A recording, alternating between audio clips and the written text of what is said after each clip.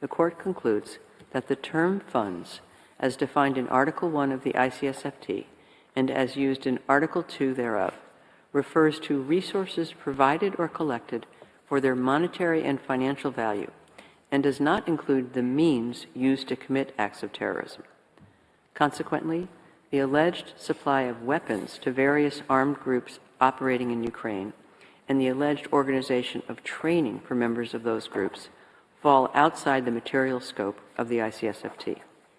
In the present case, therefore, only monetary or financial resources provided or collected for use in carrying out acts of terrorism may provide the basis for the offense of terrorism financing, assuming that the other elements of the offense referred to in Article 2, Paragraph 1 are also present.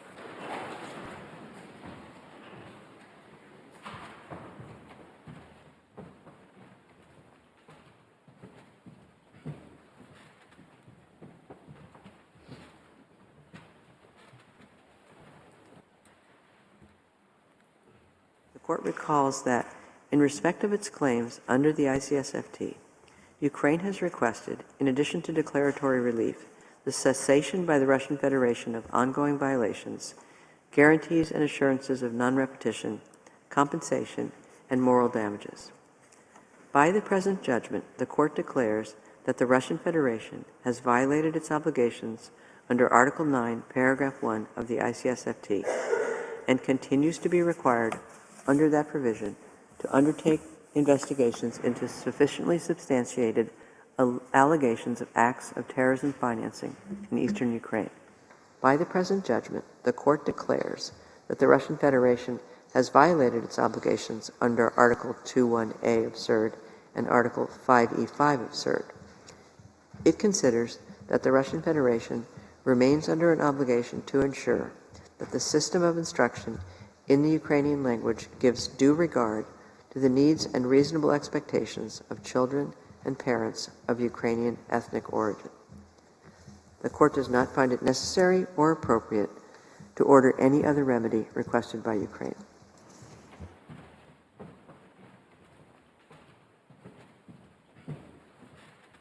You've even gone so far as to say that, in a way, what Russia did when it decided to invade was actually rational. That doesn't mean that we like it or approve of it, but that it was rational. Can you fill us in on your thinking about this? Because it goes to the heart of the issue I raised about whether or not those leaders after the Second World War would have been wiser in their approach to it.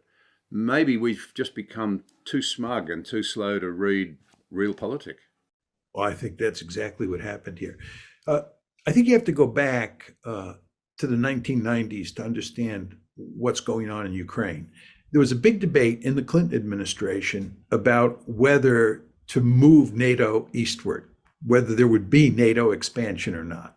Yes. And inside the Clinton administration, there were a good number of people who were adamantly opposed to expanding NATO because they thought in realist terms. They believed that the Russians would see this as a threat. And as NATO got closer and closer to Russia's borders, it would all blow up in our face. And they fought tooth and nail to prevent it. This included people like George Kennan. It included Secretary of Defense Bill Perry, who has said he thought about resigning from the Clinton administration over this very issue.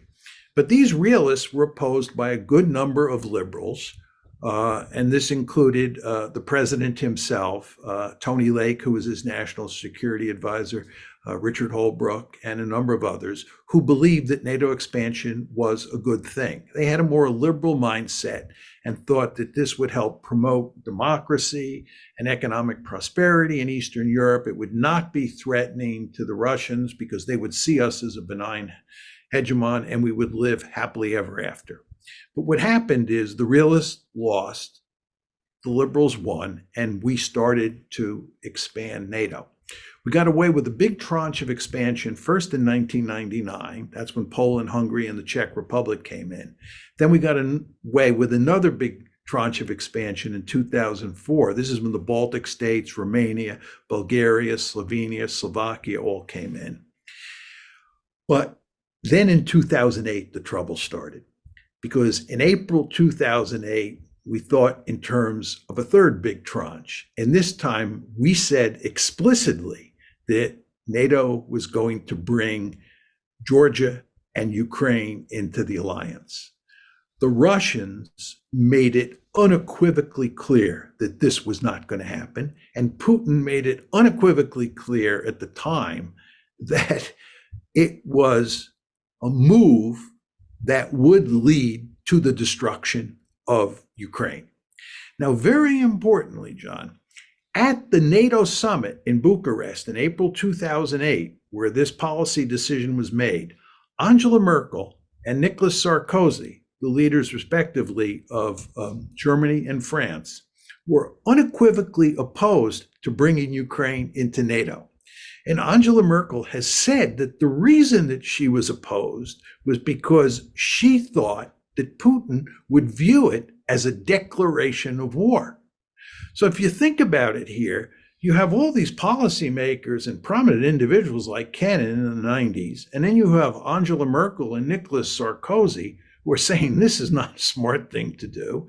And Bill Burns, who's now the head of the CIA, and in April 2008 was the US ambassador to Moscow, wrote a memo to Condoleezza Rice, then the Secretary of State, basically telling her that this is the brightest of red lines and it's going to lead to unending trouble if we continue to pursue bringing Ukraine into NATO.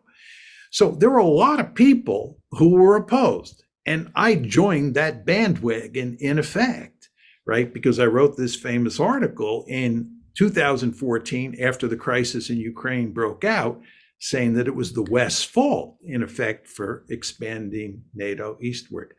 But what happened here is that we doubled down at every turn. It's really quite remarkable. After the crisis broke out in February of 2014, instead of backing off, reevaluating the situation, we doubled down. And we have done that at every turn since then. And the end result is that we're now in this horrendous war that turns one's stomach when you think of what is happening to Ukraine. And my bottom line here is that this decision to expand NATO into Ukraine was irresponsible in the extreme because of the consequences for the Ukrainian people, for the consequences that flowed from this decision for Ukraine as a functioning society. I mean, it's being destroyed. I believe this could have been avoided had we not expanded NATO or tried to expand NATO into Ukraine. Had we backed off, but we didn't do that, and now we're paying the price. Actually, to be clear, it's the Ukrainians who are really paying the price, and this is what makes this such a terrible situation. Now, your point is that don't you think that if we had had the leaders who were in charge in the late 1940s and early 1950s, that they would have been more sagacious and that they would have avoided this disaster? I think a good case could be made that that's true. Again, you don't want to underestimate how many people have been opposed to this policy of bringing more and more countries, including Ukraine, into NATO from the get-go. There's been a lot of resistance. It's just that the other side has won at every turn.